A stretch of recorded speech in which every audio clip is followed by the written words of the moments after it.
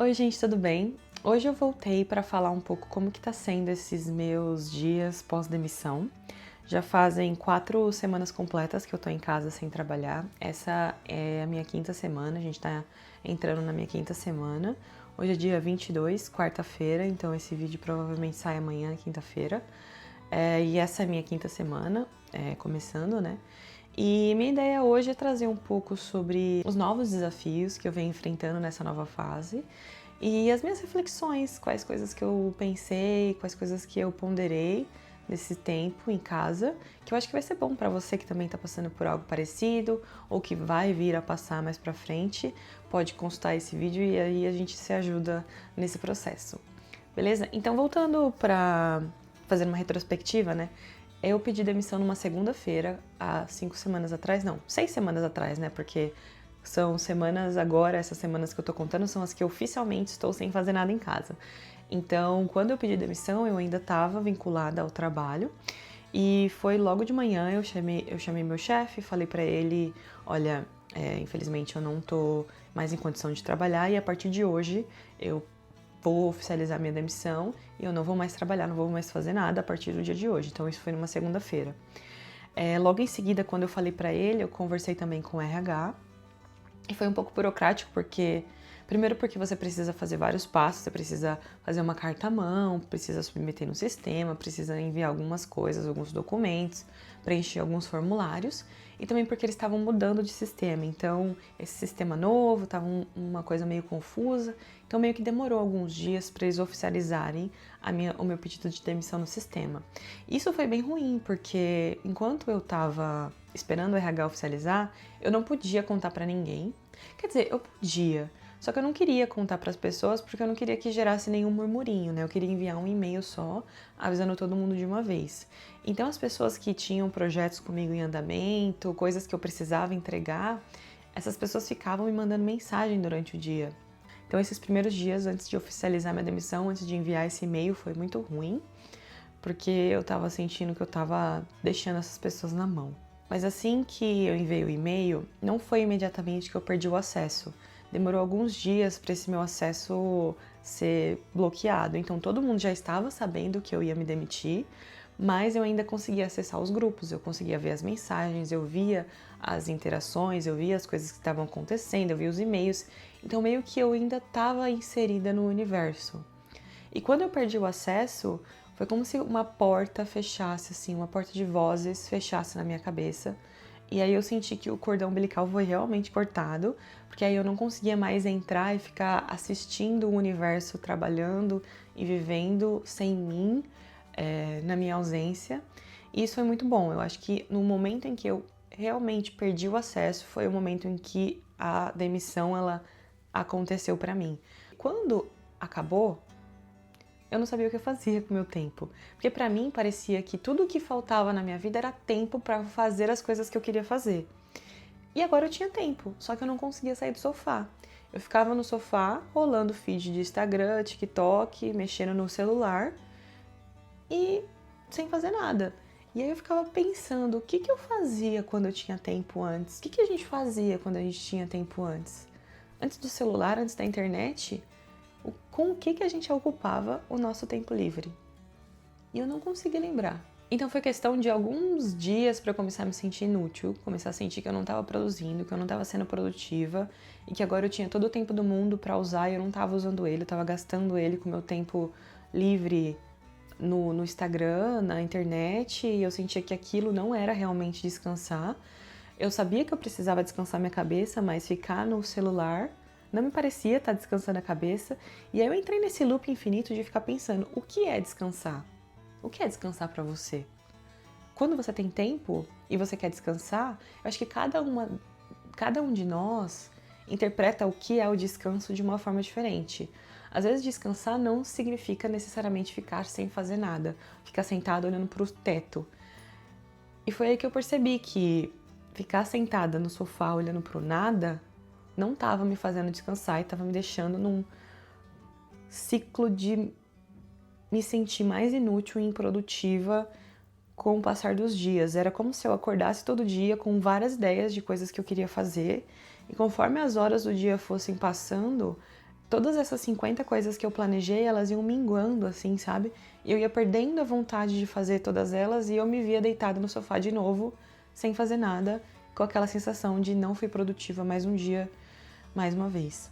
E ainda bem que eu tava fazendo terapia, ainda estou fazendo terapia, porque eu trouxe isso pra minha psicóloga. E aí ela me explicou que quando o cérebro ele funciona num nível altíssimo de estresse, com muito cortisol e adrenalina, você é meio que movido por um combustível de crise. Então é como se você estivesse correndo, seu cérebro estivesse correndo sempre a 200 km por hora, e agora do nada você parasse de alimentar ele com toda aquela adrenalina e com todo aquele cortisol. Então ele se tornou meio que um carro sem bateria, que você quer dar a partida, mas ele não anda. Um pouco porque você já não tem mais todas aquelas responsabilidades e atividades que você tinha para o seu dia, mas também porque o cérebro percebe que ele precisa se curar e ele meio que evita entrar naquela situação de modo de alerta de novo. Então, para você pegar no tranco, é muito mais custoso agora. E também tem um outro ponto, que quando você está trabalhando no mundo corporativo, você não tem muito tempo para pensar o que você precisa fazer, porque a sua agenda ela é ditada muito pelas necessidades do time, muito pelo seu chefe, pelos projetos que você precisa entregar, pelas reuniões que você tem naquele dia. Então você meio que não precisa decidir necessariamente o que fazer. É claro que você tem que priorizar e organizar as suas demandas, mas as tarefas elas estão lá, elas não somem, elas são infinitas. Então meio que você só precisa se organizar dentro daquilo que tem disponível para ser feito. Você não precisa decidir 100% das vezes o que precisa ser feito do zero. E agora, quando você se torna CEO do seu próprio tempo, você precisa decidir a cada hora do seu dia exatamente do zero o que você precisa fazer. Isso sobrecarrega um pouco o cérebro, né? Sobrecarrega você, o seu eu, e você às vezes acaba optando pela opção mais fácil, que é não fazer nada. Que além de ser a opção mais fácil, é a opção mais segura, é a opção que seu cérebro vai preferir fazer, porque é mais confortável. É muito mais fácil ficar sem fazer nada do que planejar um dia, planejar o que você tem que fazer e tornar aquilo um hábito, começar a executar aquilo. Acho que é mais difícil você levantar do sofá e ter essa força para levantar do sofá para executar a tarefa do que executar a tarefa em si. E aí foi que a gente percebeu, né, que eu percebi junto com a ajuda da minha psicóloga, que o cérebro, e o meu cérebro nesse caso, o meu eu, a gente precisa de padrões, eu preciso de um plano, eu preciso de uma rotina pré-estabelecida e previsibilidade. Porque é meio que assim, quando você não tem uma estrutura mínima para o seu dia, sobre o que vai acontecer, você gasta muito tempo pensando no que você tem que fazer e aí não executa nada. É como se aqui, sabe quando você, um dia antes de ir para o trabalho, você arruma a sua roupa do dia seguinte, à noite, e aí você acorda no dia de manhã, e aí só por não ter aquele momento onde você precisa pensar com que roupa você vai, já melhora um pouco a sua manhã e o seu dia já acontece melhor. Então é meio que isso, só que ao invés de fazer isso só para a roupa do dia seguinte, eu precisava fazer isso para minha semana inteira. Porque trazer essa previsibilidade para o nosso dia traz mais segurança e traz mais controle da situação. Então é muito mais fácil transformar aquelas ações e o ato de executar uma tarefa em hábito. Então, quando você sabe o que você vai fazer e você executa aquilo várias vezes, a chance de você conseguir transformar aquilo em hábito é maior. E você só consegue fazer isso tendo uma rotina estruturada. Então, isso foi a minha primeira semana. Foi num limbo existencial horroroso. E aí, a partir desse momento que eu entendi com a minha psicóloga que eu precisava criar uma rotina, que apesar de eu ter tempo para descansar, o meu cérebro ele precisava ter uma estrutura mínima para trabalhar em cima, foi aí que eu peguei um calendário em branco, do Google Calendar mesmo, e aí eu coloquei coisas básicas, tipo horário para acordar, horário para ir para academia, horário para almoçar e um horário para jantar, que era basicamente coisas básicas do ser humano que eu precisava executar no meu dia a dia, que é dormir, se alimentar e se exercitar. E aqui o exercício é muito importante porque a gente está falando de saúde mental, então eu preciso regular os meus hormônios de novo, eu preciso ter atividade física como prioridade no meu dia. Então, a minha primeira semana foi colocar como prioridade 2 vezes por semana fazer atividade física. E nem que fosse para eu sair de casa, tomar o sol da manhã e fazer 15 minutos de esteira, só de você se colocar no desafio de se arrumar, sair de casa e sair dessa sua zona de conforto, já é algo. Então, para mim, nem que fosse ficar 15 minutos fora de casa com esse intuito de se exercitar um pouco, já ia ser o suficiente. Então, com esse esqueleto básico de um calendário, eu consegui alocar nesses espaços entre essas coisas simples do dia, mais tarefas simples, como colocar roupa para lavar, ir no mercado, comprar comida para os gatos, como eu falei, tomar um sol lá fora. Então eu ia alocando nesses dias, nessa segunda semana, coisas simples que eu precisava executar naquele dia. Então eu acordava já sabendo que eu precisava ir para academia e eu precisava ir no mercado depois do almoço. Então com isso, essa necessidade, essa vontade de levantar da cama e deitar no sofá, ela já deu uma diminuída, porque eu sabia que eu precisava me arrumar, colocar uma roupa de academia para ir, voltar a preparar o almoço, depois me preparar para ir no mercado, voltar do mercado, guardar as compras. E só essas pequenas coisas do meu dia já me deram energia para conseguir fazer outras coisas. Então, entre uma atividade pequena e outra, eu coloquei leitura. Porque a leitura ela me ajuda muito. Quando eu tô me sentindo muito mal, acho que sair um pouco dessa realidade e entrar em outra realidade do livro me ajuda bastante a suportar assim, os dias.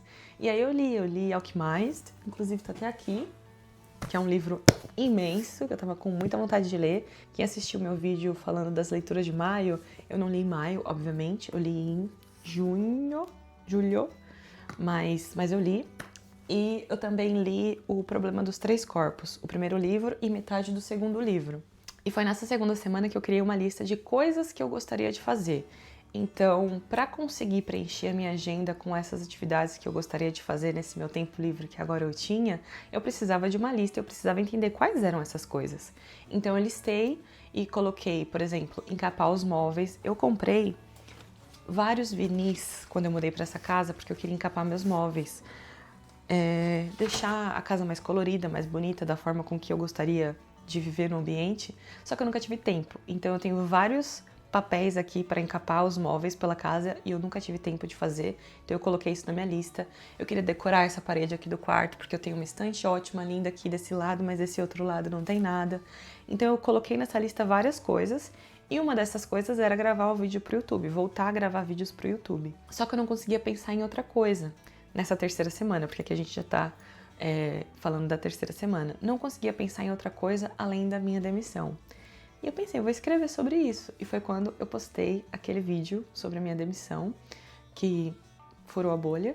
E aí tudo mudou, assim, as possibilidades mudaram, as coisas que eu pensei que eu queria fazer mudaram. Eu pensei, eu vou aproveitar dessa oportunidade. E na quarta semana, um amigo meu entrou em contato comigo, perguntando se eu tinha interesse de dar consultoria para a empresa dele, 2 sessões por semana, para ajudar ele em alguns aspectos de processo, definições de métrica, que ele estava precisando de ajuda nesse momento da empresa. E eu falei, por que não? Eu fiquei um pouco preocupada no começo, porque eu achei que eu já estava colocando muita coisa, porque para quem ia ficar 6 meses sem trabalhar, a ideia era ficar pelo menos os primeiros 3 meses sem fazer nada. Eu achei que eu comecei muito cedo. Antes de completar o mês, eu já estava com um canal e já estava com uma consultoria combinada e agendada.